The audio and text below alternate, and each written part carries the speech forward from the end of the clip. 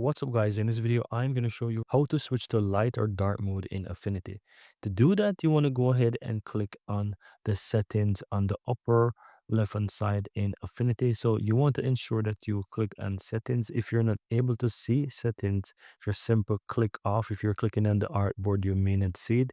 So just simple click away to the left or to the right so that you can get the basic settings here. Then click on app settings, and from here on the left hand side, go to the user interface. Now here you have a bunch of options that you can play around with, but one that allows you to actually, let's say, put it into light or dark mode is the one that basically controls the UI background. So you can either put it at bright, extremely bright, or extremely dark.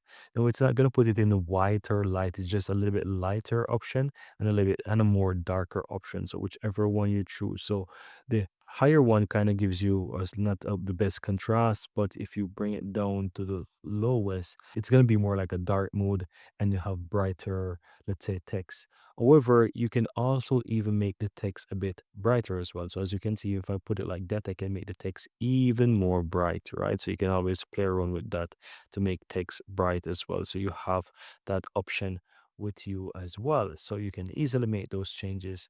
You also have artboard background gray level. That's going to make it extremely light or extremely dark. So you can see the current background at the moment. You can bring it down, guys, and it's going to make it extremely black, or you can bring it all the way up and it's going to make it full white. So you see how it actually look. I think it's much better to have it where you have the contrast so you can see the difference between your artboard or you see your page and the rest of the entire background there. So I think that it's much better to have it where you have some contrast right there.